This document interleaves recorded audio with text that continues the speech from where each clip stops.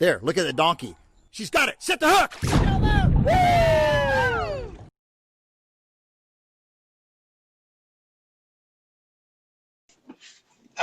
Well, I can hear you. I don't know about the sir thing, but yeah, I can hear you. Oh, Can you see me?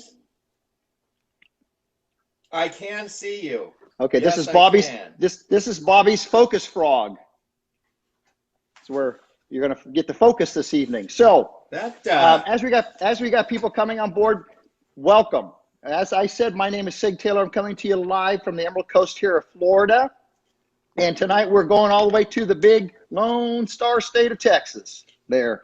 And good evening and welcome to Conversations With, where we talk to friends of ours who are all around us here on Facebook, living their dream. And this is a Facebook Live.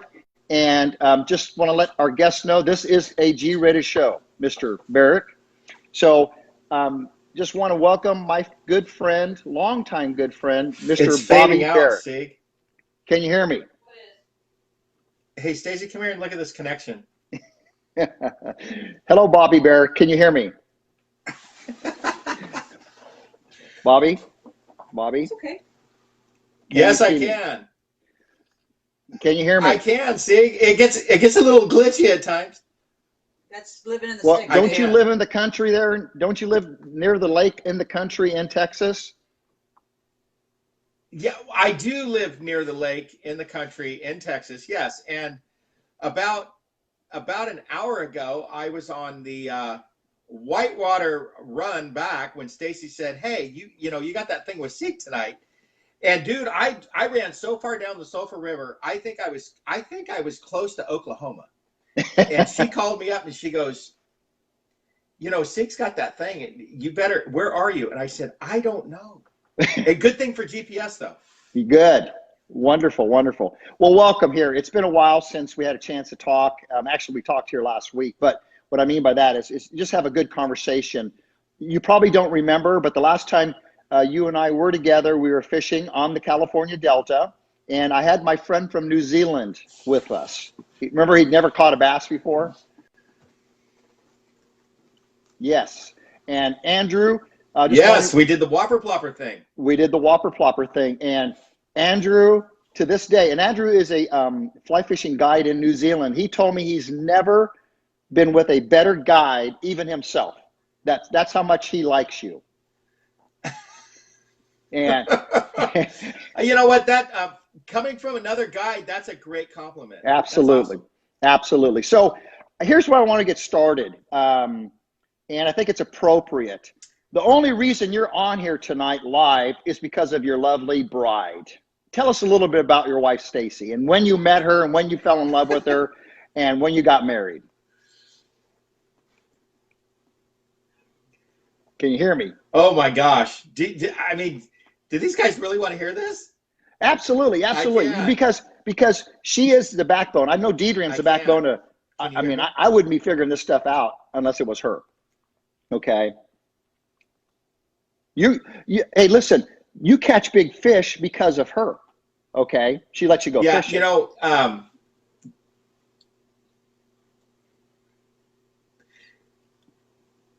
go ahead. That's an extremely true statement. And I wish a lot more bass fishermen would understand that and get that. You know, a soulmate like what I have, like what you have, you got to have that if you want to do the whole thing and make the whole circle connect from one end to the other. And with Stacy and I, it's weird because a friend of mine back when I was like, I don't know, I was like 13 or 14 and she was like 11. Anyway, so he runs us over. He says, yeah, there's this chick over here. She's kind of cute. And we rode our bikes over there and she was refinishing a cabinet, right? She was stripping the cabinet and she was going to repaint it. And we sat there and I looked at her and I went, wow, she's cute. And when we left, I told him his name was Manuel Pine. And I told Manuel, I said, I'm going to marry her. And he looked at me and he said, man, you're crazy. You know, we were young. We were very young. And then fast forward, And I don't even know why I said that. But fast forward a couple years later, and we're working out, we're doing the football thing. It was August. The cheerleaders were there. So I knew that the cheerleaders were going to be practicing there. So I used to work out a lot. So timing is very important in life, right? So I made sure that I went in there and I got a good pump on. And then I walked out into the little auditorium over there where I knew the cheerleaders were practicing, and I just acted like they weren't there. And I noticed this one little freshman over here, and I went, golly, she looks familiar. That's that girl. And she came over, and she kind of, anyway, and long story short, I was 16, I was the quarterback, she was 14, she was the cheerleader, and we, that's when it started, and we had some off and on sessions.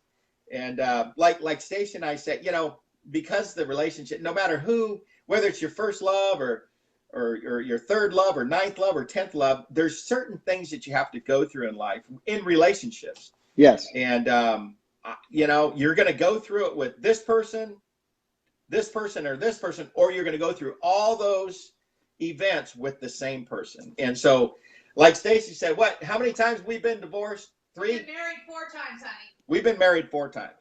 In other words, we went through a couple of, Yes. Everybody does. All relationships do. You come to that point where it's almost that that divorce thing, but you whittle through it and you make it, and that's kind of what we did. So at trying times. Absolutely. 2 or 3 really trying times, but we came through on the other side, and we're both together still. So. Nobody else I'd rather share my life with. How many years have you been married now? Actual years. Total. Oh my gosh, Steve, you put me on the spot. Okay. How many years we've been married? 33? This year will be 32 in June. 32 in June. 32. Together, 38-ish. Yeah. And so for us, it's going to be 28, I think, or 29, somewhere around there. But it's 1981. Since wow, that's terrific. So, and that's something to be said because, hey, listen, I have learned to sleep with one eye open. That's how good I've gotten at this. Okay. And because, it just every once in a while, I just stick my foot still in my mouth and I'm like, uh-oh, that's going to cost me, for sure. So anyway, so, I appreciate you coming on this Facebook Live because I've been thinking about you ever since I started this, and you've got a lot of wisdom to share. And I don't want to ask you when you caught your first bass, but you truly have designed probably to me, one of the best baits, and one of the baits I've won the most money on ever. And they finally named it after you, and I'm going to be, straightforward here, Bobby. I've tried other frogs, and I'm sorry, none of them work as good as this one, okay? And I'm glad they finally came out with this because I hated taking this thing apart and doing everything that we had to used to do. Remember that? So, but there's a story that you told me. Yeah. There's a story that I don't know if you want to share this. I'm sure you do now. Who doesn't really matter anymore? Because back in those days, don't tell nobody, but nowadays you may want to share it. But when did you first talk about the story that you told me years ago when you first figured this out, you first figured braid out, and that Mike Reynolds finally saw you doing what you're doing? Do you remember that story you told me? Oh, that was in '96. Okay. Yeah. The frog. Wow, you said this is a G show, right? Yes. It's rated G. Absolutely. Is that what you said? Yeah, we got kids watching. No profanity. No profanity. Okay, so I'm gonna be real careful with Gary Dobbins' first comment when I showed him what's up with that frog. We'll get to that. Okay. The frog thing, I took a Bill Plummer Super Frog out of my dad's lime green Plano tackle box years ago. And I started winging that thing around. And, we belonged to the Tracy Wildlife Association down in the south end of the Delta. And we had a lot of duckweed and moss. I didn't know what it was at the time. But I would take that I would take that frog and I would throw it on top of the stuff, and I was throwing on 10, 12 pound, penguin line, you got it at Payless for, 10,000 yards for about 99 cents. It was a joke. But anyway, I never caught any of these fish. Every once in a while I get one on, and halfway back to the boat, he'd come off. I'm using a fiberglass rod and, 12-pound mono and this Bill Plummer super frog. It's a joke. But I saw what was under that stuff. And that stayed with me. And then finally, as I was, evolving as a fisherman, then the man's rat came out. And I started throwing that around. And we started using 20-pound big game, 20-pound strand, 25 maxima, 25 trilene, all that stuff, because I was losing all these fish. They just kept coming off. But I saw the potential. I saw, oh my gosh, this is amazing. These are huge fish. And Kenny Schmidt and Phil Gangwer, I was using a man's rat.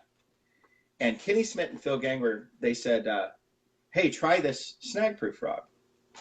And so I did. And it was the original, it's the pro style frog now.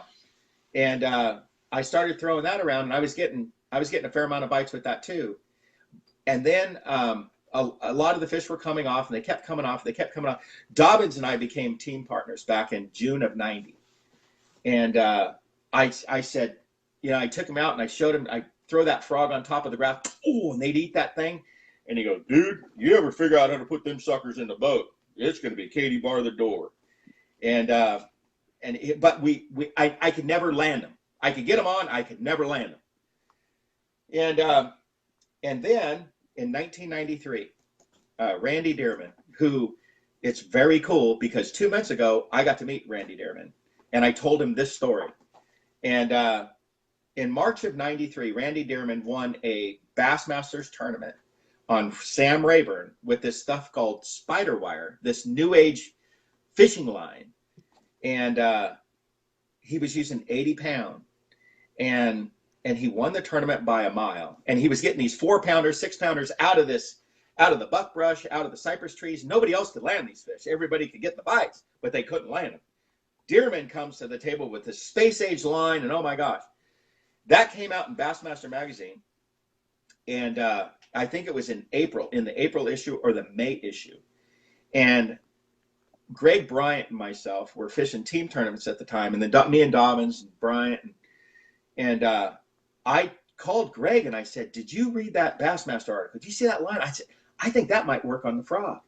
And so he goes, yeah. So we ordered it from Bass Pro Shop. That stuff was like, oh my God, I can't believe I'm spending this much money for line. And so we wound it on the reels. And I was using that Royal Express, that Abu Garcia Royal Express. It was the only one that was 6.2 to 1. No, they had the Corrados that were 6.2 to 1. We had Corrados also. And so I wound it on there, and I went out to Big Break, which was my favorite. And we had this one spot called the Trench. And it was hippie grass, which is American pondweed across the country. It's called American pondweed. And it was all set up, and I went over there at the right time, the right tide, the perfect. And I roll over there and I throw that frog over there, and I've got my new line that I got from Bass Pro Shop. And oh my gosh, this stuff I'm so excited. And I'm over there right when I need to be there. And I throw it over there, twitch, stop. Oh, she eats it, set. And I'm sitting there and I'm whining that thing and nothing's happening. The fish is flopping around and comes off. Oh my gosh, this line's junk. I throw it back over there, pop, pop, pop, pop. Oh, another one eats a good one. These are all 3 to 5 pounders. I can't land this thing. The line just, oh, this stuff's horrible. So I go back to my 25 maximum or whatever stage it was that I was in. So I called Greg that night and I told him, I said, you know what, that line is junk. It doesn't work. And he goes, well, we're going fishing Friday. I'm going to try it. I've got it on a couple of my reels. And it doesn't work, Greg. It doesn't matter. So we go out on Friday and we go over to the Trench about 2.5 hours later than what I was the other day. And we go over there, and that water just is perfect. And he throws over there, goes twitch. Ooh, a 4-pounder eats this thing. And he set the hook, and it cartwheeled across the surface. And he goes, oh my gosh, that was awesome. And I'm sitting there going, what the heck? And he's got his fish on. Yeah, that thing. It was a Tweety. It was a black frog, actually. And so he winds this thing in, and I go, that was awesome. We'd never seen anything like that before. It was crazy. This is like, oh my gosh. And it was like the Wright brothers just saw a plane get off the ground. You know, it was like that. Throws it back over there, twitch. Ooh, another 4-pounder. I'm like, oh my gosh, why does your line work and mine doesn't? This is crazy. I grab my rod with that stuff on it. I throw it, throw it to the corner. Ooh, she eats it, set. My line's junk. Yours is. I go, wait, whoa, stop. I lose that fish. And so what's different? What's different? I said, how'd you put your line on? And he goes, well, you know, that stuff's really expensive. And he's a farmer. He's a thrifty. He's a frugal guy. And so he said, what I did was I just pulled half the line off. I tied a knot, and then I wound that sucker on there. I did 4 spools with that. I went, oh my gosh. And then it hit me. I wound it. I took all the line off mine. I wound all the way to the spool like we've all done. We've all gone through that. And when I would set the hook, the line would just spin on the spool. And I had no drag. So after that, we got that right. And then I called Dobbins, and I said, you have got to see this. And he came out, and I said, throw right over there. This was the following weekend, and he threw, ooh, and he set the hook, and he cartwheeled a 3.5, and he goes, dude, this is going to be like cheating. And it was for about 4 years. And it was a joke. But then during that, now we started to see the frog, we started to see the deficiencies in the frog and what needed to change. We needed to change the hook because we got the rod, we got the line, we got the high-speed reels, we got everything right. The frog is what's getting these big bites. But we're only landing, realistically, we're only landing 40, 50% of these things. If you can, and you know, out of 10 frog bites, if you can land 7 of those things, 8 of those things, you're going to be hard to beat. I mean, I don't know if anybody's going to beat you. And so, but the problem was with the original frog that I was throwing, a lot of times the hook would go through the thigh. And so you got one hook that's maybe in the frog, maybe in the fish, or one hook that's not in the fish, or one that's through the plastic, through the thigh, and then just a little bit in, and she digs hard and comes off, or jumps once and comes off. No hook point penetration. Gosh, I got to get rid of these thighs. So we cut the thigh, pull the skirt out, cut the thighs off. We got to eliminate. All we want is just a hook, just have that hook, just barely land, and we sharpen the heck out of them thing. And so anyway, it was an evolution. And then if you didn't do it right, you throw it out there and it would sink to the bottom. And so we started tying the nose, because the only way a frog will sink is if the air escapes through the nose. Anyway, so it was a whole learning thing it was amazing what was going on, and it bothered me a lot because Greg and I Dobbins was out running around doing pro-ams and all that kind of stuff. Every once in a while he'd fish a team tournament, but we were beating guys.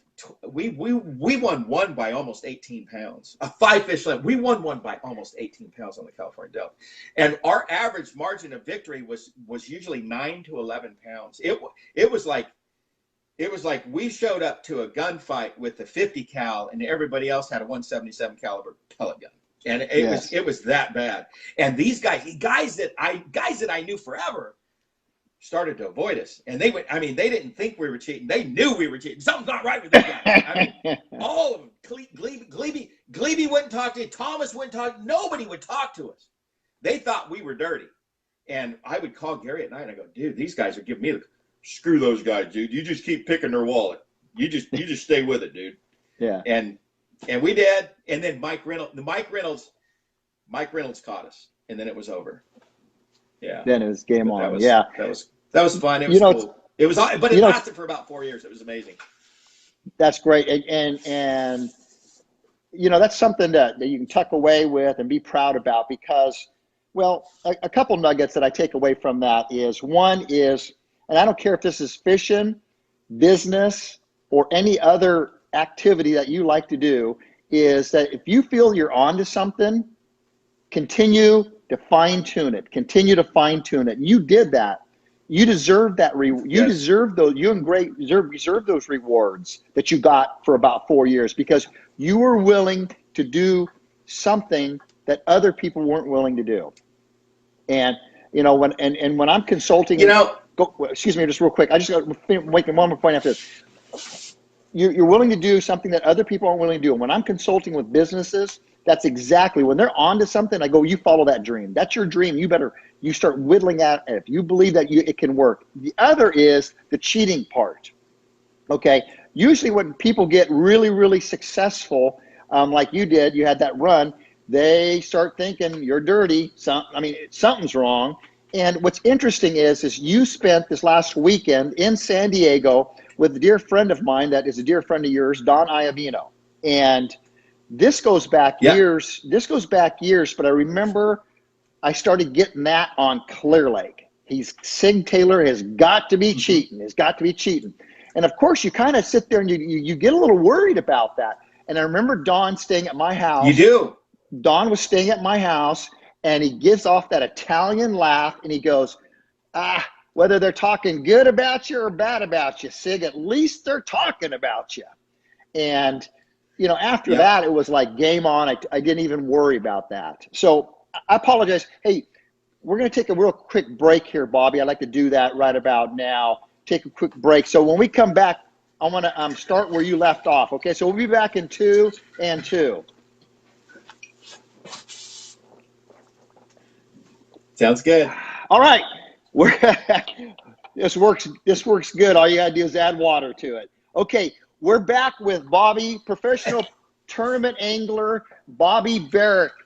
And Bobby is a legend in the industry of bass fishing. He has his own frog that he's named after him, which I'm proud to say that I've earned a lot of money with this frog, a lot of money. And it's called Bobby's Perfect Frog. And Bobby, where can you where's the best place to get that? At your local tackle store? And if it's not local, where else can they get this Bobby's Perfect Frog? The best place to get the perfect frog is probably Tackle Warehouse and Fisherman's Warehouse. Okay. Those are two West Coast based places. Okay. The thing, let me tell you a little bit about Snagproof. Snagproof has gone through some real growing pains the last 2-3 years. It's been bought and sold. These are the guys that just bought this thing 2 months ago. These will be the third owners. And, when, they moved Snagproof out west, and I was just happy that it was going to stay in the United States. Yes. And, because China made a hard push, and Connie and Harry, they stayed true to themselves and what their dad wanted. They wanted it. He always wanted it made in the U.S. And, so Connie and Harry, they were very tempted. I mean, the Chinese showed some big green, but they stayed with it, and they found a buyer on the West Coast, and they promised that they would keep it in the United States, and so they sold it to them, and it just never worked out. And as a lot of the product really struggled with the quality. It really did, and it's been a rough 2 years, going on 3 years, but the guys that have taken it over, I have a lot of faith in them. They've moved it back it went from Ohio out to Fremont to San Jose, and now it's going to be in Mississippi, where it probably should be. There you go. It'll be good. They got the right people. They got a lot of money behind them. They got the right engineers. They got the right people that are going to be pushing this thing. So I'm excited. Snagproof's going to be back. We really had a tough 2-3 years, as the guys know. And, okay. As you know, really struggled, but don't lose faith in it. Snagproof is coming back. Listen, I've been out of the bass fishing industry for a while now, but I'm still telling you, this is my favorite frog, and I have a lot of them. So you can get those at tacklewarehouse.com or Fisherman's Warehouse. Bobby, I gotta tell you this, that one of the things I teach is, especially people that want to be entrepreneurs, I don't care if they want to be bass fishing entrepreneurs, which means they want to tournament fish, or they want to start their own business. It's really important that you got to have a burning desire to become successful. And number 2 is you got to find someone successful. And number 3 is that person must be willing to teach you to become successful. You're one of the best teachers that I know.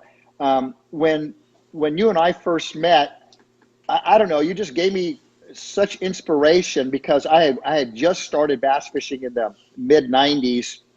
And next thing you know, I'm leaving my lovely wife in Fresno, California, where I was living. And every weekend I was at Stacy and Bobby's house, spending the weekend with them.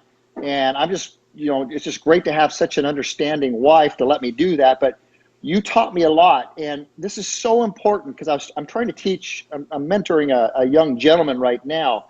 You didn't tell me how to go catch the fish. You told me what to look for to catch the fish. So, you hear that, give a man a fish, he has a meal, but you show him how to fish, he eats for life. You did that. You spent the time and you told me what to look for during this certain, and because of the California Delta and the tides that go in and out and everything, you took the time to explain to me what that means and what I was to look for. So when I moved to Clear Lake, I applied what you taught me, and it did me very well. And I can't say thanks enough for being a mentor to me. I really appreciate that over the years. I've never had a chance to actually thank you. Sieg, that's awesome. I appreciate that coming from a guy like yourself. That's a great story. And you know what? I think that's one thing that this sport struggles with. It has a high turnover rate. About every 3 years, you have a lot of guys moving out, you have new guys moving in. And I think it's because of what you just mentioned. They never hooked up with the right guy. And there's a right and a wrong way to go about doing, whether you're, a billion-dollar business or becoming a bass fisherman on the recreational level, or maybe wanting to fish Major League Fishing someday. And it's a lot of it has to do with who mentors you, who shows you the ropes. And like with you, and like with the guys, the close guys that I have with me, and Chris Ball comes to mind because he's the one that really brought it to my attention. He said, a lot of guys kind of lose their way. They're into the binoculars thing. They're looking at things the wrong way. And like with you and like with the guys that are in my close circle, I always tell them, I go, look, you don't want spots. You don't want what happened last week. You don't want what happened last month. You want to have an understanding of what bass do. You want to know a little bit about, their characteristics, but what you really want is the recipe for the cake. You just want the recipe for the cake because there's ovens everywhere. And go create your own spots. Everybody wants that guy's spot, and that guy's, I saw him over here. I saw him. It doesn't matter, because that guy that's over there, if he goes running down the lake or the river and he sees a guy right there that maybe poached his spot, or it's a guy that is looking at this thing through the same type of lens, that's okay. That's cool. Run. Oh, shoot. You know what? This right here, that's everything I need. Let me check depth. Let me check vegetation. Let me check drop, depth, whatever it is, light penetration, water clarity. This is what I need this week. This is what I need for these 3 days. And it's the recipe for the cake. And I'm going to bake that cake right here in this oven. And ovens are mobile, man. Yeah, I mean, you can do that as long as you have the recipe. If you have the recipe, you're dangerous. If you're tournament fishing and you have the recipe, you're dangerous. If you're at Shasta, you need a steep rock wall, you need a 40-degree slope, 20-degree slope. The boat needs to be sitting in 23 plus as you make the throw into 6 or 8, whatever, with a steep. I mean, there's the, and the wind coming out of the south, the wind coming out of the northwest. If it's not coming out of the east, I'm going to kill these guys. I'm going to get my chances to kill them. And the more recipes the more ingredients that you can add to that recipe, the more successful you're going to be. And there's different versions of each recipe. Some recipes are more successful than others, and that cake tastes so good. This is the best cake I've ever had. And it's bass fishing is just the way, like even with my crappie, like today, like I told you when we first started this thing, I was I got lost. I'm doing everything that you and I did when you started coming to the house, and we told Deidre, sorry, I got him for 4 days. He'll see you in 5. I got his ass for the next 4 days. Okay. And it's just, you're learning, you're absorbing, you're taking it in, just everything that's going on. And like what I need right now I'm doing crappie right now, and crappie took me almost to Oklahoma today. I'm telling you, I've never been that far up the river. I've never been that far. I just got lost in it. I need a steep drop. I need a 60-degree slope. I need trees because we've had a lot of water. We had a lot of rain, and the water was really high, 20, 30 feet out of the banks, and coming real surging hard, and a lot of trees fell over. So now I'm running around and I'm looking for new trees that have fallen over this year, and I need them on a 60-degree slope that they're falling out and they're hanging out over 12 to 6 with a 60 slope. If I've got that, bonus round, I have the absolute perfect recipe for the perfect cake, for the perfect crappie cake right now. So, I mean, I'm learning. I did Rayburn for the last 6 weeks, 8 weeks, and it was, just the evolution. It's all new. I'm excited again. It's not just put your boat in the Delta and run to Hog, run to Sycamore, run to, Circle Lake or down whatever, south. or run down to Grant Line or buzz around a big break. And you know what? It's not. This is all uncharted for me. But I'm doing the basic principles of what you and I do, whether it's business or whatever, it's fishing. And it's just, let me just start getting the ingredients for the cake so I can bake the best cake I possibly can. Absolutely. And once you have that recipe, you can continue to use it over and over and over again. I'm just really excited to where I'm at. And I think I mentioned this to you when they told me they have stripers here, and I went, how big are they? And they go, they get 40, 50, 60 pounds. But nobody fishes for them because they don't taste that good compared to all the other fish that we catch. And I'm like, I got to tell Bobby this. This is going to be fun. And we got a power plant that I said, does warm water come out? And they go, yeah, but it's just, you got to be careful. But yeah, there's a lot of fish in there, but we don't go up there. And I'm like, oh my gosh. So I'm really excited. So tell me a little bit about Texas right now. You and Stacy are there. What are you doing right now? Other than running to fishing shows on the West Coast, what are you doing in Texas? You doing crappie bass? Or are you just having fun? You know what, Sieg? What am I doing now? That's a great question. I've asked myself that, the last couple of months. I just finished with my last sports show, and I went and did that. Let me mention this real quick. I went to California early this year. I was going to go to the San Diego show for Fred Hall, and one of my great clients that I had in California, Pepper Snyder, he's a bass fisherman. He's got some grandkids that are coming up through, and they're starting to bass fish a little bit. They're getting ready to go into high school, and the fishing just isn't what it used to be. And Pepper's starting to, get a little bit worried about that. And I've been trying to tell guys for the last 14, 15 years that, we got a problem out west. And so Pepper got us a meeting with the Natural Resource Agency manager. So I flew into Sacramento, and we sat down and we voiced our concerns as anglers to the state of California. And they took a lot of notes.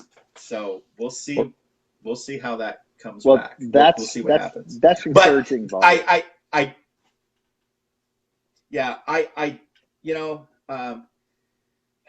really want to get out of the political arena when it comes to the fishing thing and all that kind of stuff. But I really want to get out, but I can't. And all the other guys that think that everybody's going to do it for them so that they can benefit, all those guys better start to wake up, because the fisheries in the state of California, you're losing them. You guys are catching some fish right now because it's springtime and everybody thinks everything's fine. But wait till this rain stops and we go back into that drought situation. And with what they're putting in the water, I'm telling you guys, you guys, we need to have we need to have a voice in Sacramento, and we need to have a voice at the federal level. And so, guys, I wish that D. Thomas and Dave Glebe would have told me 30 years ago that we have a problem, and Sacramento wants our fisheries. Sacramento wants our fisheries to go away. Water is way more valuable than anything that we do.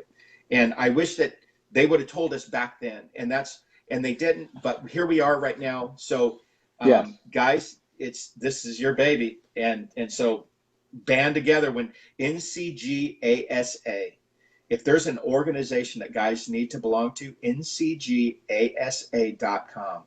That is your voice in Sacramento. What's that? .org. Okay. Oops. Why don't you say that again for everybody? But anyway, that's enough of the politics stuff, because I know guys don't want to talk about it. Yeah, it's tough because that's why we go fishing. ncgasa.org. Okay, I'm gonna put that on the video once I put this on YouTube. ncgasa.org. Oh, great. Okay, Bobby, how can somebody get a hold of you? Okay, right now, how can they get a hold of you? Facebook. Wow, how can they get a hold of me? Okay.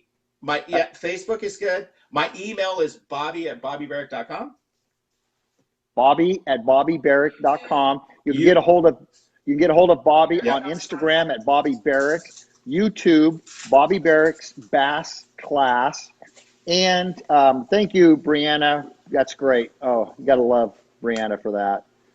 She wrote down the website that people on the West Coast can get involved in. Also, YouTube Bobby Barrack's Bass Class, and then Facebook Bobby Barrack.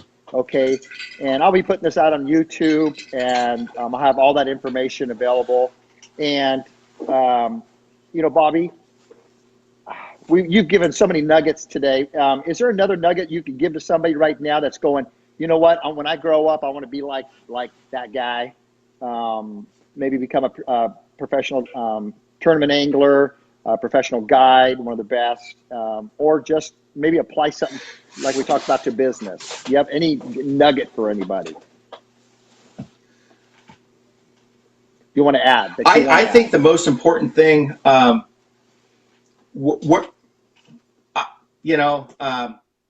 think the whole deal. I think the whole deal with you just keep your faith, your family,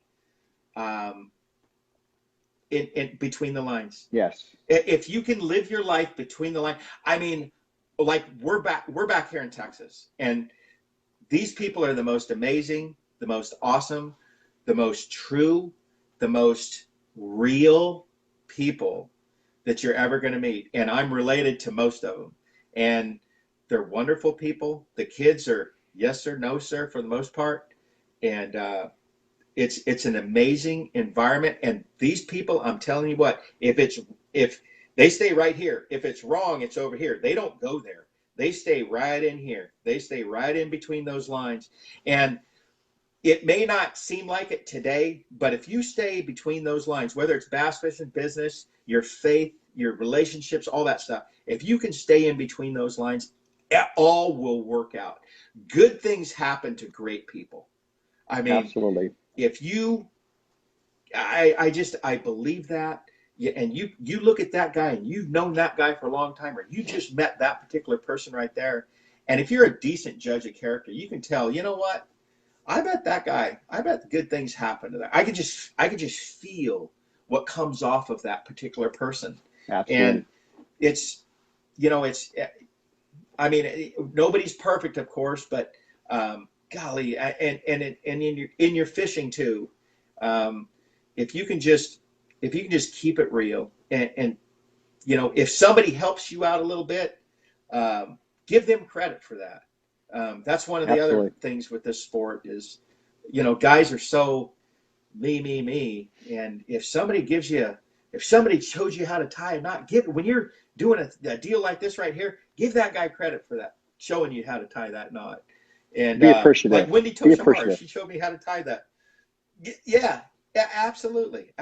Like I mentioned every time I go down to Long Beach, Wendy Toshihara, she used to be with Iserline, and she has taught the Miller knot for drop shotting. Oh my gosh, I used to break off every drop shot fish that I ever got until I met Wendy, and Wendy showed me how to tie the Miller knot.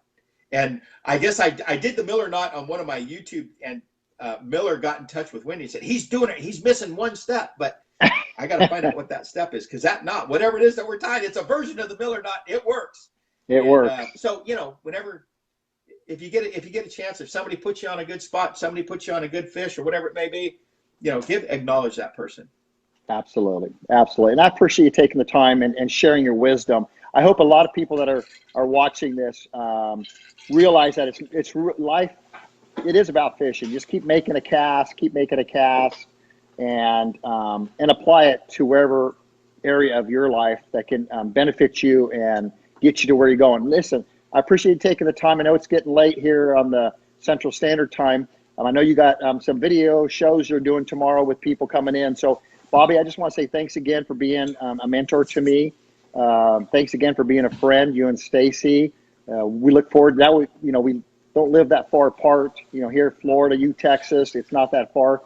We look forward to getting together with you. I will definitely call you when I get the stripers figured out. But thanks again for everything. And to all my Facebook friends who are listening, watching, always lead with honor, honesty, and integrity.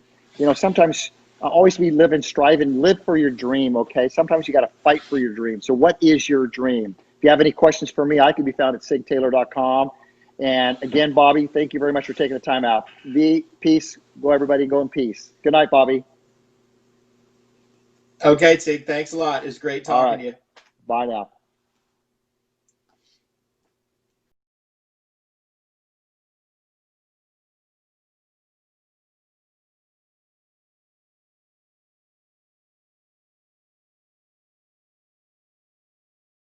Hey, thanks a lot. Remember, click like, subscribe, and hit that bell, because we're going to be making a lot of videos. We're going to demonstrate and teach you how to go out and catch more and bigger fish. Remember, you're just one cast away. We appreciate you, and let's fish out loud.